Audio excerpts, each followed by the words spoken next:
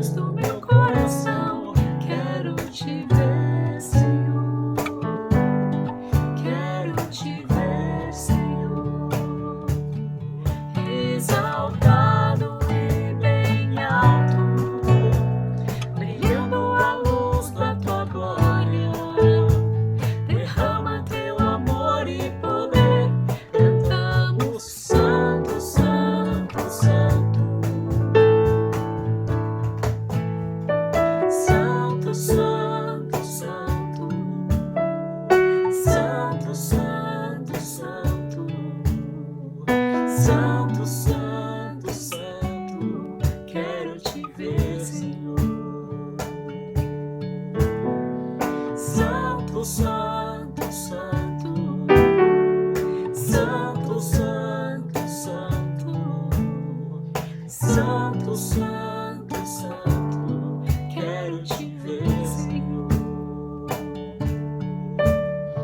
Santo, Santo, Santo, Santo, Santo, Santo, Santo, Santo, Santo, quero te ver, Senhor.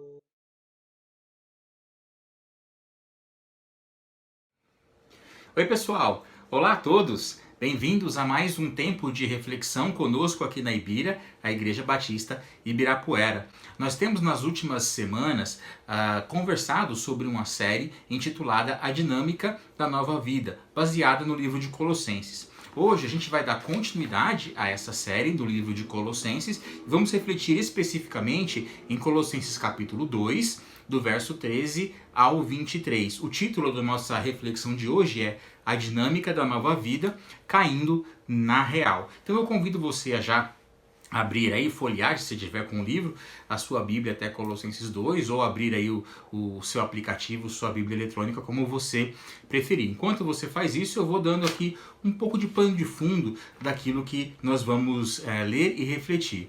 Paulo escreve essa carta para a igreja que estava em Colossos, porque o Evangelho havia chegado lá, chegou à cidade de Colossos, mas havia alguns falsos ensinos que criaram um desafio para que os crentes, os cristãos em Colossos se adaptassem à nova dinâmica de vida que era requerida ou que era demandada pela crença em Jesus Cristo como único Senhor e Salvador. Havia ali algumas pessoas que diziam, olha, a cultura de vocês ou a religião pregressa de vocês tem que ser acrescida ao acreditar em Cristo. Você não pode só acreditar em Cristo para ser salvo.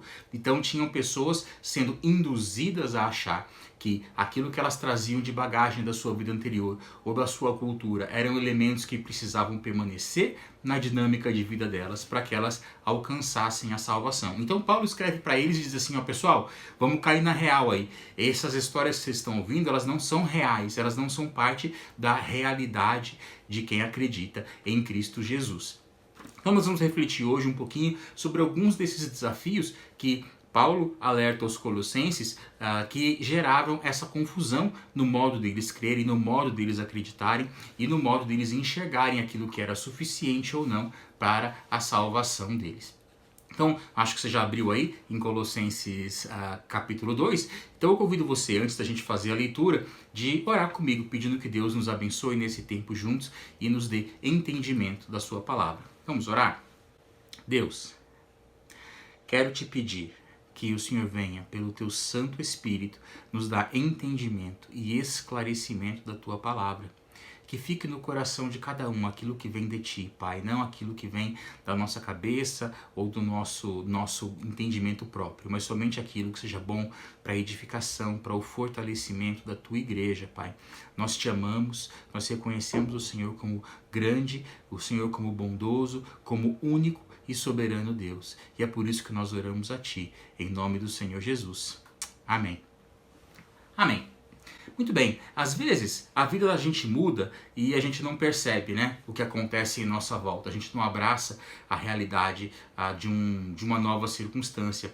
Então, às vezes por pressão da cultura ou pressão mesmo dos nossos hábitos, a gente permanece com práticas que são antigas, com práticas que já não fazem mais parte da nossa realidade. E Paulo, quando ele começa falando aqui, nesse trecho que nós vamos ler, para os Colossenses, ele está falando exatamente isso. Então, ele diz assim, olha, no verso 13 do capítulo 2, quando vocês estavam mortos em pecados e na incircuncisão da sua carne, Deus os vivificou em Cristo. Então, até aí, ele está dizendo, olha, antes vocês estavam mortos, vocês não eram vivificados em Cristo ainda. E aí ele continua, mas Deus os vivificou em Cristo, ele nos perdoou todas as transgressões, no 14, e cancelou a escrita de dívida que consistia em ordenanças e que nos era contrária. Ele ele a removeu pregando-a na cruz. Então, o que Paulo está dizendo aqui é que antes vocês eram mortos. Vocês não tinham uma conexão com Deus, mas Deus vivificou vocês em Cristo. Antes, vocês estavam sem perdão de pecados. Antes, vocês tinham dívidas diante de Deus que pesavam contra vocês por causa dos seus pecados. E haviam ordenanças que eram contrárias a vocês, né? Havia um alvo aí nas suas costas. Vocês eram objeto da ira de Deus. Então, na tentativa que essas pessoas tinham de talvez alcançar a benevolência de Deus, elas se sujeitavam a uma série de filosofias, a uma série de crenças enganosas. No próprio capítulo 2, no verso 8, Paulo usa a expressão de que eles eram escravos, isso no passado, antes, né, de filosofias vãs e enganosas, né? Mas agora ele está dizendo, Cristo perdoou. Ele cancelou toda a dívida, a escrita de dívida que pesava sobre eles, os crentes ali em Colosso. E aquelas ordenanças que eram contrárias a eles, aquilo que desfavorecia eles, tudo isso foi cancelado. Então olha só no verso 15 o que Paulo continua dizendo. E tendo despojado os poderes e as autoridades, ele, Cristo, fez deles, né, desses poderes e autoridades, um espetáculo público, triunfando sobre eles na cruz. Parte das crenças que a igreja de Colossos trazia, havia grupos distintos ali, mas um pouco daquela crença pagã que havia imerso naquela cultura, dizia que eles deviam acessar a anjos, a espíritos, apaziguar certos anjos caídos, espíritos que Paulo depois explica eram das trevas, né? Ele fala lá do reino das trevas, e para poder tentar alcançar o céu, alcançar Deus. E aqui no verso 15, Paulo explica que Jesus na cruz despojou esses poderes e essas autoridades. Essa expressão de despojar é uma expressão militar que eles entendiam na batalha quando eles venciam um inimigo. Então, o inimigo vencido, ao invés de ser assassinado ou morto ali em batalha, ele era despojado das suas armas, despojado das suas armaduras. Então ele ficava indefeso e inofensivo. Ele era absolutamente neutralizado. Então aqui Paulo está dizendo que aquelas entidades e seres em quais alguns colocavam confiança, que Cristo despojou eles, deixou eles totalmente desarmados. E aí ele fala que fez deles um espetáculo público, triunfando sobre eles na cruz. Essa imagem é uma imagem que era muito familiar naquela cultura romana, cultura militar romana. Quando um general ganhava uma batalha no exterior, longe, numa viagem, numa incursão de guerra, e ele voltava triunfante, havia um desfile, havia uma parada, e ele ia então sendo aplaudido cidade adentro, porque ele chegou triunfante. E um dos hábitos que eles tinham para consolidar, para concretizar aquela vitória, era a cabal humilhação do inimigo. Então, se havia um rei que foi conquistado, um líder, um outro general, esses vinham atrás, acorrentados, às vezes enjaulados, para que todos vissem que ele foi conquistado. Então, é essa imagem que Paulo usa aqui para se referir ao fato de que Cristo conquistou definitivamente todos estes seres e castas espirituais. Ele triunfou sobre todos eles. Então, ele está falando que aquilo em que vocês, colossenses, talvez confiavam no passado para a salvação de vocês, que vocês colocavam a confiança de vocês para ascender espiritualmente, para crescer espiritualmente. Olha, Cristo, ele triunfou sobre tudo isso. Você não é mais escravo das práticas que esses seres exigiam de vocês. Então, ele diz que o pecado que então fazia com que essas pessoas fossem endividadas, e por serem endividadas procuravam maneiras de apaziguar, entre aspas, divindades, foi cancelado esse pecado, ele foi perdoado, não havia mais ordenanças contrárias, eles não precisavam mais andar preocupados que eles iriam perder a salvação, perder o acesso a Deus, se eles não tivessem determinadas práticas. Olha só como Paulo continua no verso 16, ele fala assim: portanto, não permitam que ninguém os julgue pelo que vocês comem ou bebem, ou com relação a alguma festividade religiosa, ou a celebração de luas novas ou dias de sábado. Então ele começa com um portanto. Como vocês foram libertos, como o pecado que pesava contra vocês não pesa mais, as dívidas foram canceladas, portanto, vocês não são devedores mais a ninguém. Ninguém pode apontar para vocês e dizer assim, olha, vocês devem a Deus, então vocês têm que seguir as minhas práticas, porque eu sou o grande guru da sua vida, o seu líder religioso. Ele diz, não, tudo isso foi cancelado, portanto, não permitam que ninguém os julgue pelo que vocês comem ou bebem, festividades e tudo mais. O que acontecia ali naquele grupo é que tinha algumas pessoas que vinham, que tinham uma crença no judaísmo, eram arraigadas no judaísmo. E essas pessoas, quando aceitaram a Cristo, se é que elas aceitaram, algumas talvez sim, outras não, mas estavam ali no meio dos cristãos, no meio da igreja de Colossos, eles mantiveram essas práticas que eram do judaísmo e transportaram isso para dentro das crenças cristãs, para dentro da igreja cristã. Eles confiavam que aqueles hábitos, aquele guardar dias, né, aquele participar de certas festas, aquelas coisas que eles faziam ativamente, que aquilo contribuía efetivamente para ganhar o favor de Deus e para ganhar, portanto, a salvação.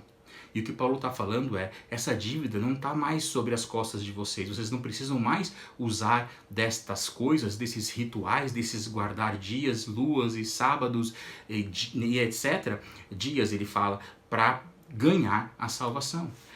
Essas pessoas que talvez se converteram do judaísmo e queriam manter essas práticas, ou talvez essas que não tinham se convertido, mas que queriam influenciar os que aceitaram a Cristo, eles queriam manter essas práticas como essenciais à salvação. Eles diziam, olha, vocês que estão abandonando essas práticas porque vocês têm a Cristo, olha, vocês estão sendo julgados, vocês estão desqualificados. Esse julgar é como essa ideia da desqualificação. O cartão vermelho no futebol, né? Ó, tá fora de campo, acabou o jogo para você. Se você não cumpre com esses rituais que a gente está falando, que são da nossa religião pregressa, então vocês estão desqualificados. São ordens que eles impunham aos colossenses afirmativas. Se vocês não fizerem isso, se vocês não guardarem esse dia, então não está valendo nada. E o que Paulo fala com muita clareza é: não permitam que ninguém julgue vocês. Não permitam, se você tem Cristo no seu coração, que ninguém desqualifique vocês como salvos, como ligados a Deus. No verso 17, Paulo continua e ele diz assim: estas coisas, né, falando do que vimos no verso anterior, essas práticas judaicas, são sombras do que haveria de vir. A realidade, porém, encontra-se em Cristo. Então Paulo fala, gente, deixa disso, deixa de ficar se apegando a essas práticas antigas. Essas práticas, elas não são sombras, eram sombras, elas apontavam para um Cristo que viria. Mas a realidade é que Cristo é Jesus. A realidade encontra-se na pessoa de Jesus Cristo. Cristo não é um símbolo da salvação.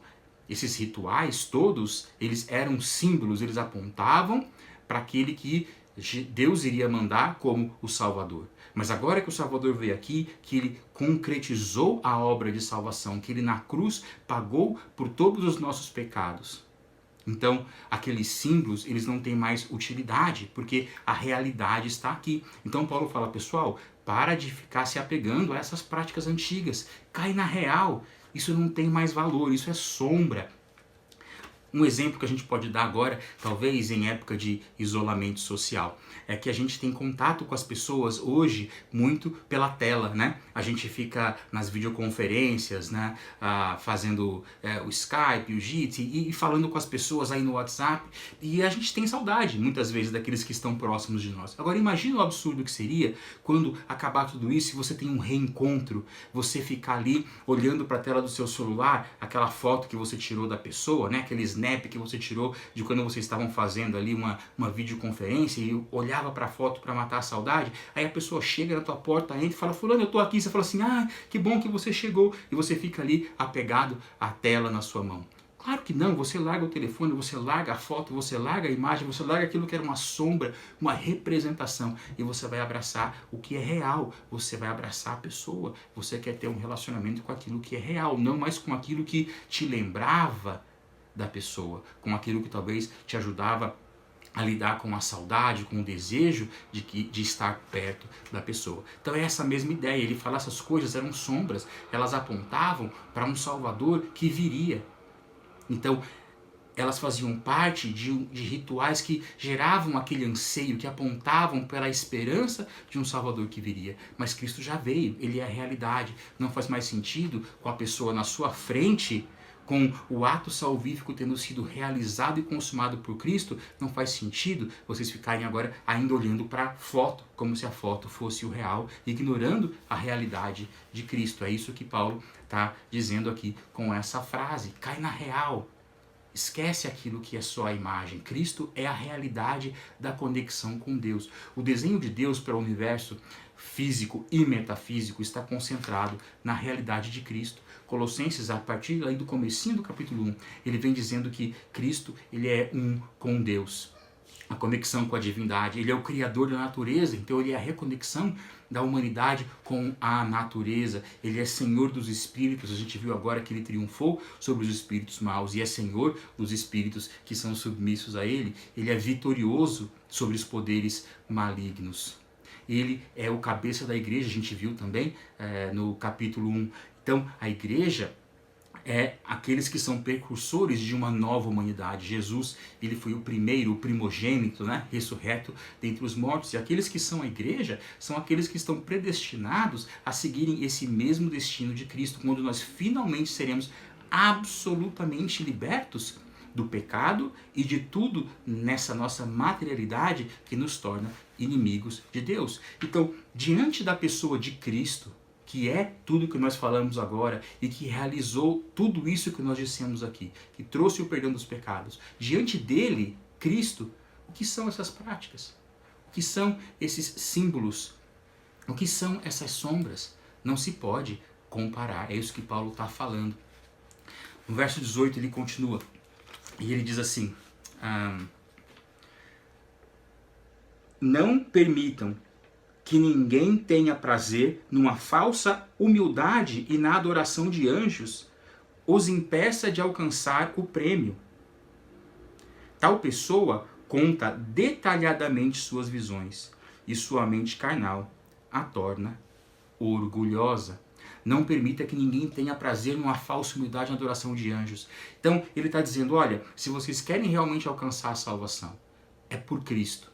Não deixa que uma pessoa que diz para você, numa falsa humildade, olha, eu tive uma visão, Deus falou comigo, eu sou especial, eu sou iluminado.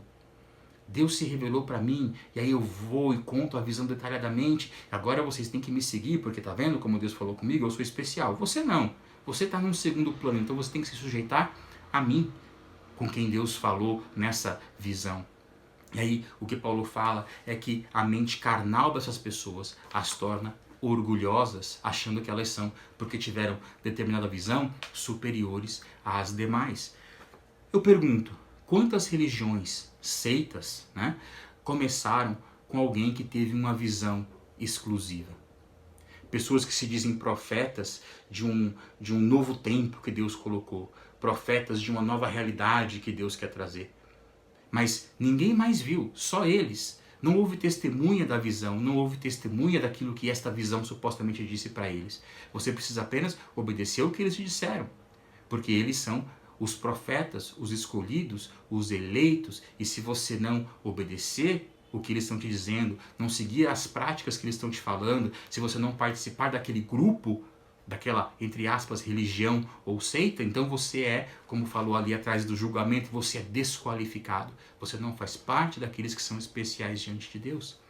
Então o que Paulo diz é que essas práticas, elas são falsa humildade, é uma falsa piedade. São pessoas que, na verdade, se enchem de orgulho e se colocam numa posição de querer mandar nos outros, de querer ditar para os outros o que elas têm que fazer para alcançarem ou não a salvação. E as pessoas, às vezes, por medo, porque vivem ainda no seu pecado, falam, nossa, eu preciso achar uma maneira de realmente me expurgar dos meus pecados, de agradar a Deus. E essa pessoa aqui viu uma visão dada pelo próprio Deus, eu vou segui-la. Então fica aquela questão, obedeça ou pereça, né? a esses falsos mestres. E o que o Paulo diz aqui é que não. Talvez você pensou aí em exemplos mais absurdos, né? Como o famoso caso do Jim Jones, né? Que levou milhares de pessoas a segui-lo para um lugar retirado e todos cometeram suicídio coletivamente, na loucura de que ele era um suposto novo Messias. Talvez você pensou nisso, mas talvez o perigo esteja bem mais próximo da nossa fé do que alguém tão doido, entre aspas, como foi reconhecidamente Jim Jones. Olha o verso 19, o que ele diz. Quando ele fala dessas pessoas que alegam terem visões e querem orgulhosamente se colocar como superiores, ele fala: trata-se de alguém que não está unido à cabeça que Cristo, a partir do qual todo o corpo, sustentado e unido por seus ligamentos e juntas, efetua o crescimento dado por Deus. Paulo já disse aqui em Colossenses, no livro de Colossenses, né, que Cristo é o cabeça da igreja. A igreja cresce ligada a Deus. E qual é a ligação da igreja com Deus, a ligação nossa com Deus? A pessoa de Jesus Cristo. Então, uma igreja que não tem Cristo como cabeça é uma igreja acéfala, é uma igreja que não tem cabeça. É uma igreja, então, que não tem essa conexão real com o divino. Mas o que Paulo está falando aqui é uma questão, na realidade, de autoridade. Porque esses falsos mestres, eles tiram Cristo da jogada e querem dizer para suas igrejas, para suas seitas, para suas religiões: olha, eu sou a pessoa que foi colocada para dirigir o rebanho, para dirigir vocês. Não mais Cristo, que é o cabeça da igreja ou do grupo, eu sou. E eles se designam como o próprio cabeça, eles se colocam direta ou indiretamente no lugar do próprio Cristo sobre a vida das pessoas. Você quer identificar uma seita? Você quer saber se determinada prática ou religião que você está pensando aí é uma seita ou não? Pode te surpreender a resposta. Eu vou te dar dois crivos para você analisar. Uma, nessa religião, nessa suposta igreja, nesse grupo, há uma outra autoridade além de Cristo? Há um outro Salvador além de Cristo? A segunda pergunta que eu vou te fazer: há um outro livro, uma outra revelação além da Bíblia? E aqui um detalhe, eu não estou perguntando, eles negam a Cristo ou eles negam a Bíblia? Não, eu estou perguntando o seguinte: além de Cristo, eles acrescentam alguma prática? Eles acrescentam alguma regra? Olha, é Cristo e mais tal coisa? Ou eles dizem: não, a Bíblia até que é verdade, mas olha, tem a Bíblia e tem aqui também esse outro livro que foi revelado, que completa a visão, que completa a inspiração divina. Então, essas duas coisas para você observar. E talvez muitas das religiões que você vê hoje no mundo como religiões grandes e principais acabem se enquadrando aqui. Há outra autoridade além de Cristo? Há uma outra revelação além daquela que é a da palavra de Deus? São duas perguntas que você tem que fazer para saber se você está lidando com a igreja de Cristo ou com a igreja de, entre aspas, igreja de algum falso mestre. Bom, avançando, eu não conheço a história de cada um que está me ouvindo aqui. Eu não sei como você chegou a Cristo, ou se você chegou a Cristo.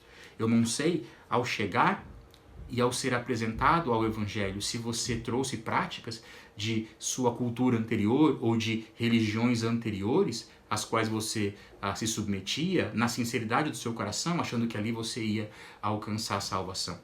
Mas é interessante ver como muitas vezes as pessoas, mesmo depois de encontrar Cristo, elas ainda mantêm alguns dos hábitos da dinâmica da velha vida, né? Às vezes eu vejo pessoas que fazem certos sinais antes de entrar ou sair de um recinto, ou não saem de casa sem antes tocar em algum objeto específico, né? Ou que falam com anjos ou pedem para que determinados seres intercedam por elas diante de Deus, né? E não vão direto a Deus através de Cristo. Gente que gosta de fazer oferendas ou ofertas no sentido de que se eu fizer isso, Deus vai ficar menos bravo comigo por aquilo que eu fiz ontem, né? Então, mesmo dentro da igreja, às vezes a gente vê das igrejas ditas, entre aspas, evangélicas, pessoas que falam: não, você tem que fazer tal ritual para quebrar determinada maldição que esteve sobre a sua vida. Ignoram aquilo que diz ali o texto que a gente leu agora há pouco, dizendo que Cristo já triunfou e humilhou os seres e as autoridades do mal, né? Então você não precisa fazer uma nova quebra de maldição. Jesus já quebrou todas as maldições naquela cruz, é o que Paulo está ensinando. Então essas práticas, elas não têm uso, elas não têm validade, elas não têm o porquê de existir. Então Cristo, ele quer e ele pode te libertar de tudo isso, de todas essas crendices, né? Para que você viva sem medo, sem culpa e que você não seja refém. E por que eu uso essas expressões, medo, culpa e se tornar refém? Porque muitas vezes a pessoa, na insegurança que ela sente, de não saber se ela está ou não conectada com Deus, ela se sente culpada por algo que ela fez, ela se sente insegura em relação ao lugar dela no céu garantido. Então ela se submete nesse medo, nessa preocupação, ela se submete a práticas ou a líderes falsos, ela se torna refém de coisas que talvez ela racionalmente ela mesma não faria, mas ela fala, poxa, se eu não fizer alguma coisa, então a ira de Deus vai cair sobre mim. E ela fica preocupada então de tentar atenuar a ira de Deus, se sujeitando a essas coisas. É interessante a gente lembrar, como já vimos no capítulo 1, no verso 21 e 22, que o texto lá, Colossenses, né, capítulo 1, diz que nós fomos reconciliados, nós somos agora amigos de Deus. Nós antes éramos inimigos, então sim, merecíamos a ira de Deus, merecíamos o castigo, mas agora nós somos reconciliados em Cristo, nós somos amigos. Não há nada que você possa fazer por sua própria conta que vá aplacar a ira de Deus. Tudo o que precisava ser feito já foi feito por Cristo na cruz. E aí, avançando no verso 20 até o 23, ele fala assim, então Paulo fala, já que vocês morreram com Cristo para os princípios elementares deste mundo, por que, como se ainda pertencessem a ele, vocês se submetem a regras?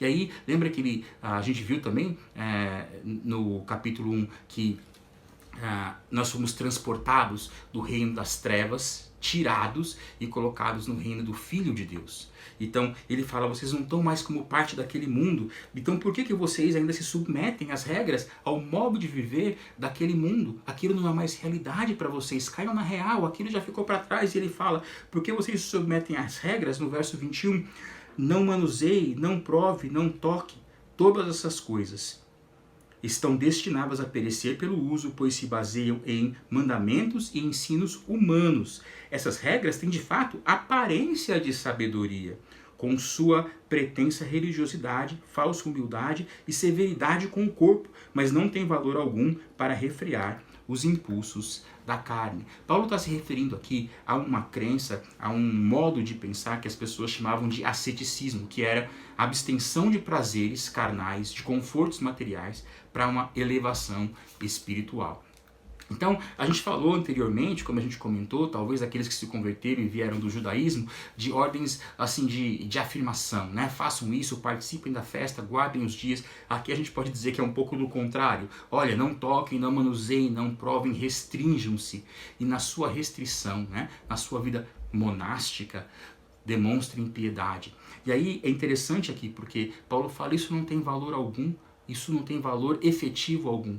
Serve talvez para você sinalizar virtude, para você dizer, olha pessoal, como eu sou virtuoso, ouçam-me, eu sou um guru, eu sou superior, mas não tem valor nenhum efetivo. Então, de novo, Paulo diz, gente, vamos cair na real. Vocês morreram com Cristo, porque vocês ainda se submetem a essas regras. A dinâmica da nova vida em Cristo agora é outra. Isso já mudou, essas coisas são ensinos humanos.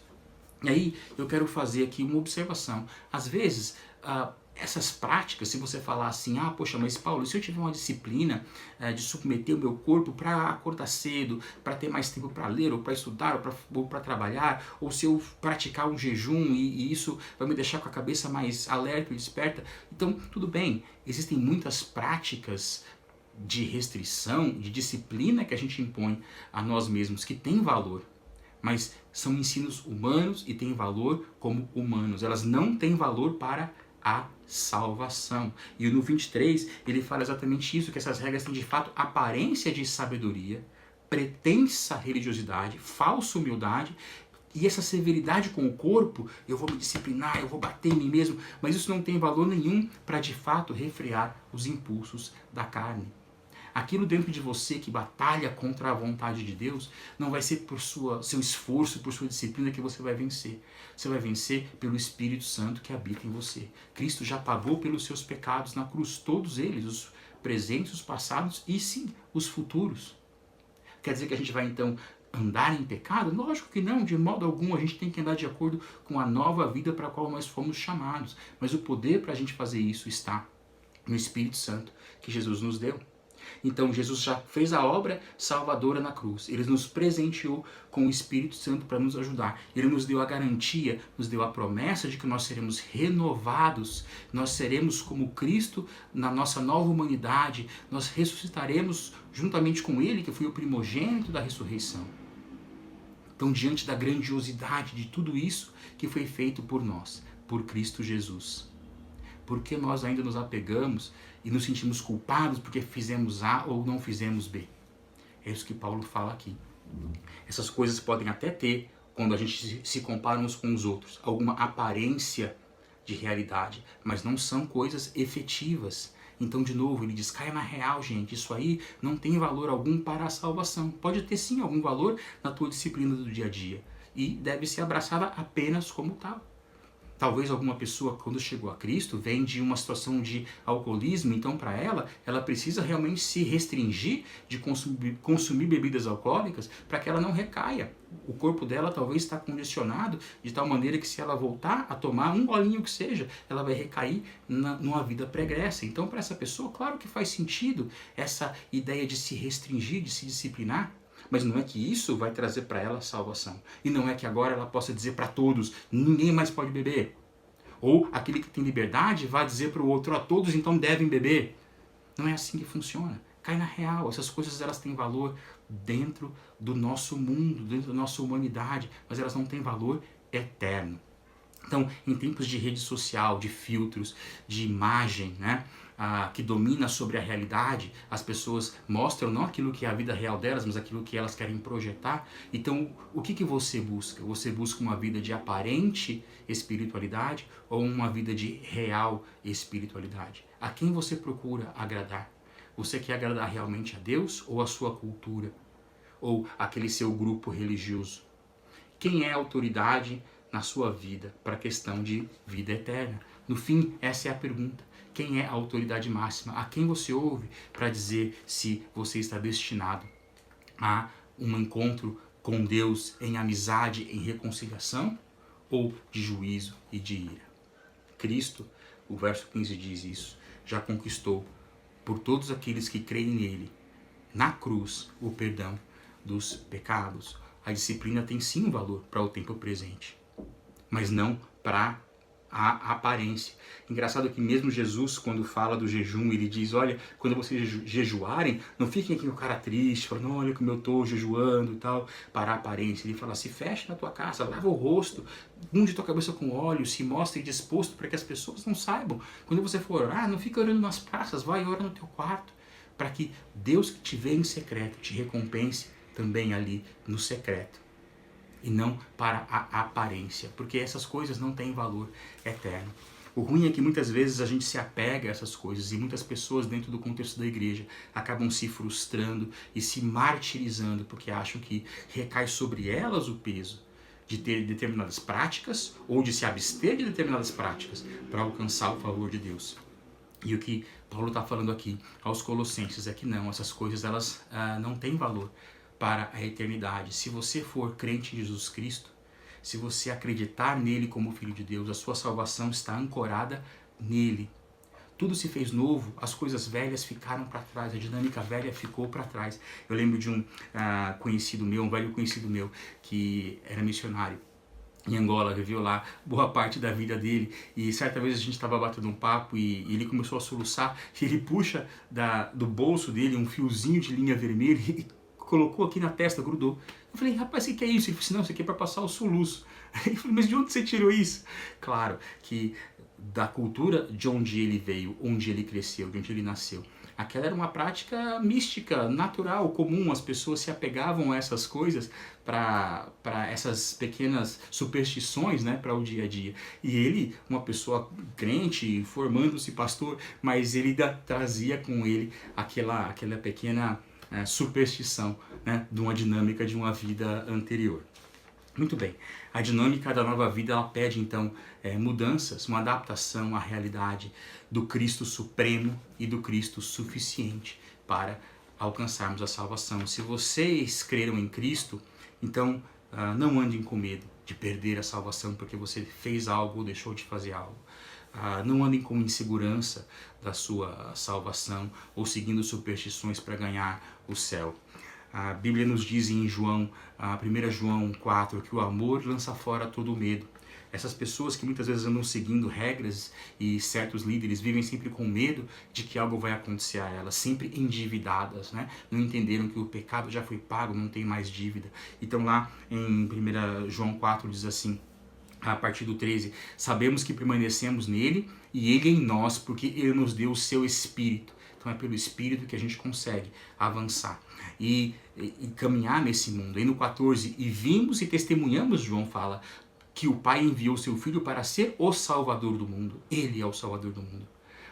Se alguém, no 15, eu quero que você preste atenção nessa frase, se alguém confessa publicamente que Jesus é o Filho de Deus, Deus permanece nele e ele em Deus. Não é o que você faz ou o que você deixa de fazer, mas é em quem você crê. Ele continua no verso 17 ainda de João 4, 1 João 4.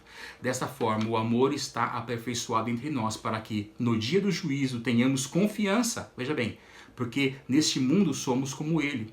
No 18, no amor não há medo. Ao contrário, o perfeito amor expulsa o medo. Nas versões assim, traduções anteriores, o verdadeiro amor lança fora todo medo, porque o medo supõe castigo. Aquele que tem medo não está aperfeiçoado no amor. O medo pressupõe castigo. Você tem medo de errar para não ser castigado por Deus. Mas se você entende que na nova realidade, na nova vida em Cristo, a dinâmica é outra, porque não há mais condenação. Sua dívida foi apagada, os seus pecados foram cancelados, eles foram, como o texto nos ensina ali no 15, pregados na cruz de Cristo. E Cristo, quando ele sofreu, todo o sofrimento que ele precisou para nos redimir, ele fala, está consumado. Acabou. Não tem mais nada que você possa fazer para acrescentar ou deixar de fazer para melhorar. A salvação plena reside na pessoa de Cristo, e as pessoas, ou talvez a sua cultura, ou talvez a sua antiga religião, incutiu na sua cabeça que você tem que fazer certos rituais para alcançar o céu, e você acaba sendo escravo disso, mas Cristo te liberta. Então a minha oração, em conclusão, hoje é essa, que você caia na real, e tendo confessado Jesus, que você ande sem medo de ser julgado ou desqualificado por qualquer falso líder religioso ou por vãs filosofias. Se você ainda não fez isso, faça isso agora. Ore, fale com Deus, confesse a Jesus, creia nele como o verdadeiro Filho de Deus que foi enviado para te trazer a salvação, a conexão com Deus. Diga para ele que você acredita nele e torne isso público. Fale com alguém, converse com alguém que te apontou essa mensagem, e porque a gente quer saber, a gente quer caminhar junto com você e a gente quer que você tenha segurança do seu destino eterno em Cristo Jesus. Vamos orar? Deus, nós te agradecemos pela tua palavra que é viva, que nos aponta a verdade, nos aponta para Cristo Jesus. Que aqueles que nos ouviram hoje, Pai, possam descansar no Senhor, sabendo que a salvação plena se encontra em Ti, Cristo, e não em outras pessoas ou em outras práticas ou rituais falsos. Que nisso possamos descansar sem medo, seguros da nossa salvação em Ti. Peço que, se alguém não tomou essa decisão, que o Senhor mova pelo Teu Espírito o coração dessa pessoa que está nos ouvindo, para tomar essa decisão, para orar e assumir publicamente que sim, acredita que Cristo Jesus é o único suficiente Salvador, o Filho do Deus vivo. Em nome de Jesus. Amém. Quero terminar então, reforçando alguns pontos. Cristo é suficiente para a sua salvação. Usos e costumes, regras, rituais podem até ter algum valor para o nosso dia a dia, para uma vida disciplinada, mas não tem valor eterno. Então não se deixe enganar, não seja refém de falsos mestres que se colocam no lugar de Cristo como chefes da igreja ou dos que podem ou não acessar a divindade. Confesse a Cristo publicamente como o Filho de Deus e seja livre nele. Que Deus nos abençoe.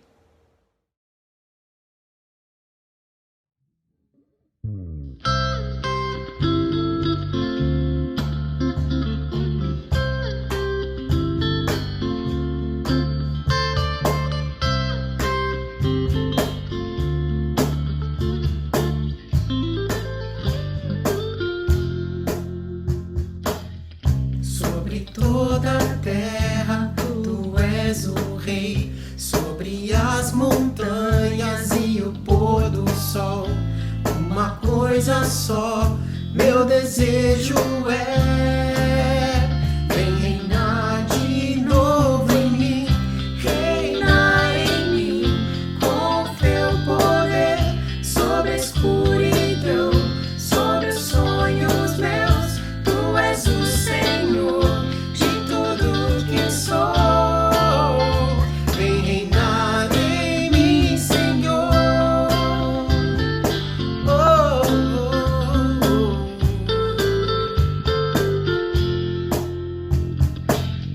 Sobre o meu pensar, tudo que eu falar, faz-me refletir a beleza que há em ti.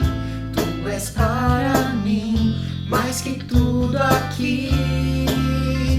Vem reinar de novo em mim, reinar em mim, com teu poder, sobre a escuridão, sobre os sonhos meus. Tu és o Senhor de tudo que sou. Vem reinar em mim, Senhor.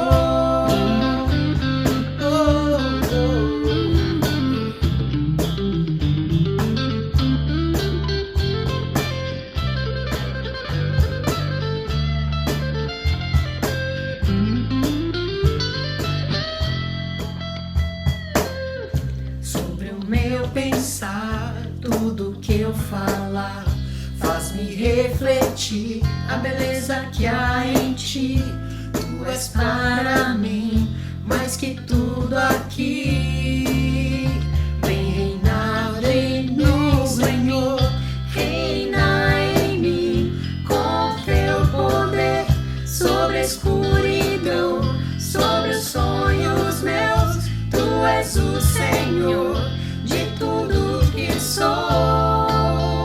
Vem reinar em mim, Senhor, reinar em mim, com teu poder, sobre a escuridão, sobre os sonhos meus. Tu és o Senhor de tudo que sou. Vem reinar em mim, Senhor. Reinar em mim, Senhor. Reinar em mim, Senhor. Oh, oh, oh.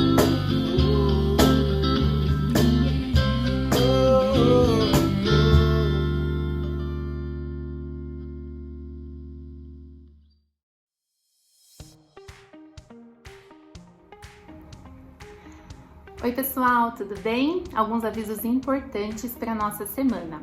Se você quiser fazer alguma contribuição para nossa igreja, algum dos nossos projetos ou missões, a conta da Ibira já está aberta. Os dados estão aí do lado. Anote ou tire uma foto. Também no final da celebração esses dados estarão disponíveis na nossa página no Instagram. Assim que fizer a contribuição, nos informe mandando um e-mail para esse e-mail que está aí do lado. Outro assunto importante: participe de um pequeno grupo.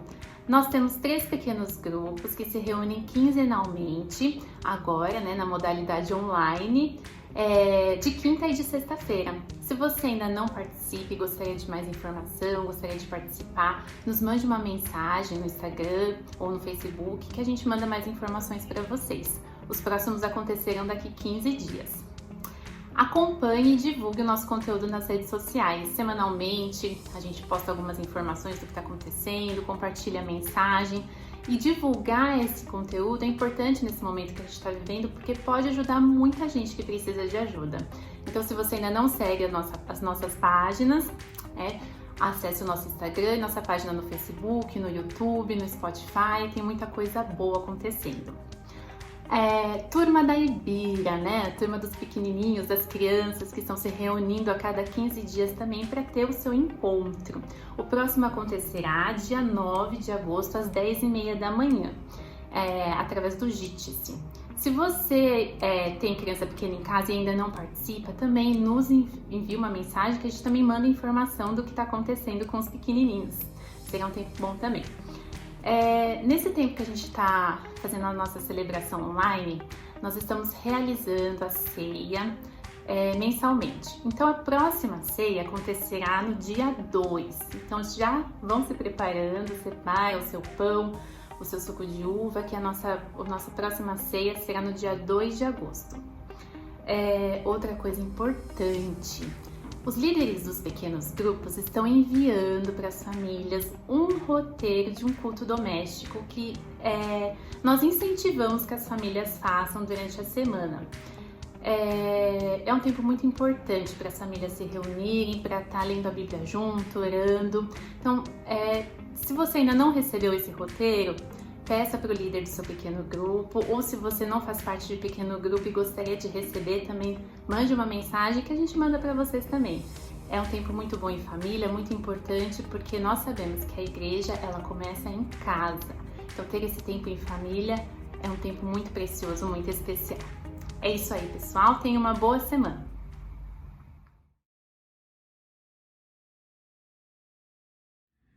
Muito boa tarde a todos! Nós chegamos agora à parte final da nossa celebração, caminhando para o desfecho, nesse nosso momento de oração. Eu quero convidá-lo aí na sua casa, aonde você estiver, para que você feche o seu olho, curve a sua cabeça, para que nós juntos possamos orar e falar com o nosso Deus. Vamos orar juntos?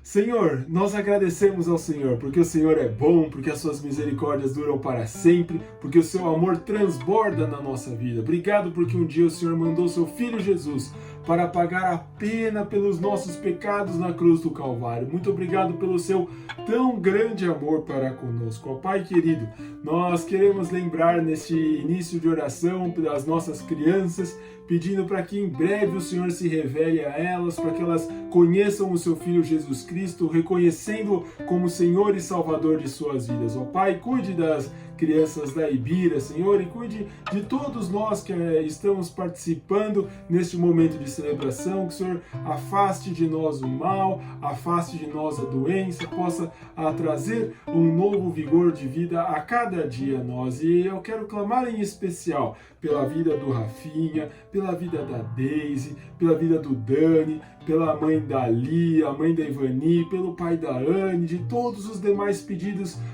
de saúde que eventualmente nós temos em nossa comunidade. O Senhor sabe de cada coração, de cada fôlego de vida como está, e o Senhor conhece, ó Pai, e nós pedimos que a tua intervenção especial, o teu cuidado, a tua bênção estejam sobre cada um deles, ó Pai. Cuide dos nossos amigos queridos, ó Pai, por favor. Nós também pedimos ao Senhor pelo nosso país, sobre essa circunstância de pandemia na qual nos encontramos, que o Senhor tenha graça, que o Senhor tenha misericórdia, que o Senhor faça com que esse tempo de isolamento termine em breve, ó Pai. Ó Senhor, afasta do nosso país este mal, ó Deus, livra-nos deste mal, e pedimos ao Senhor que o Senhor dê da tua sabedoria aos nossos governantes, ao presidente, governador, a todos os prefeitos do nosso país, que o Senhor os encha com a tua sabedoria, afaste deles a corrupção, afaste deles o egoísmo, afaste deles todo o caminho mal, tire as pessoas que afastam eles dos das boas decisões, ó Pai, os ajude a governar o nosso país para o bem maior da nossa sociedade, ó Pai. Livre-os do mal, por favor, também, ó Pai. E nós queremos pedir em especial por aqueles que estão participando conosco desta celebração, que eventualmente estão carecendo de um emprego, estão carecendo de sustento, estão necessitados de alguma outra questão de saúde, que estão enfrentando problemas de relacionamento na sua família, ou que eventualmente estão sofrendo por um luto. Ó Pai, que o Senhor atenda ao desejo de cada um deles, ó Pai, que o Senhor estenda os seus ouvidos para que eles possam ter a sua vida um pouco mais tranquila, que eles possam sentir o seu carinho, o seu afago, o teu cuidado especial nessa tarde, Senhor. Por favor, cuide do nosso povo, ó Deus, esse é o nosso pedido, ó Pai. E nós queremos pedir em especial pela vida da nossa igreja, pela vida da Ibira, para que o Senhor nos dê da tua sabedoria, da tua graça, para podermos decidir da melhor forma possível quando voltar, como voltar, se voltar com as celebrações presenciais. Ó Pai, ajude-nos a entender qual é a tua vontade para a nossa vida. E enquanto estamos nesses dias de celebrações online, ó Pai, que o teu nome seja santificado, Senhor, através da minha vida, através da vida de cada um aqui da Ibira que participa conosco. Ó Pai, que nós sejamos vidas de esperança, de bênção, de luz, de alegria, de ânimo, de renovar de forças aqueles que estão próximos de nós, seja numa videoconferência, no telefonema e também na nossa casa, nas nossas famílias. Ó Pai, que essa dinâmica da nova vida possa ser uma dinâmica que leve o teu nome a sério, Pai. Não nos deixe cair na tentação, não nos deixe cair no desânimo, afasta de nós as coisas que nos distanciam do Senhor, mas leva-nos para perto de Ti, Senhor, por favor. Esse é o desejo profundo do nosso coração, agradecidos por tudo que o Senhor tem feito na nossa vida. Assim oramos, no precioso nome de Jesus. Amém. Amém. É isso aí, pessoal. Então, que a graça do nosso Senhor Jesus Cristo, o amor de Deus Pai e a comunhão, a consolação do Santo Espírito estejam conosco durante hoje, esse restinho de domingo, esta semana e para sempre. Que Deus nos abençoe. Uma boa semana e até domingo que vem.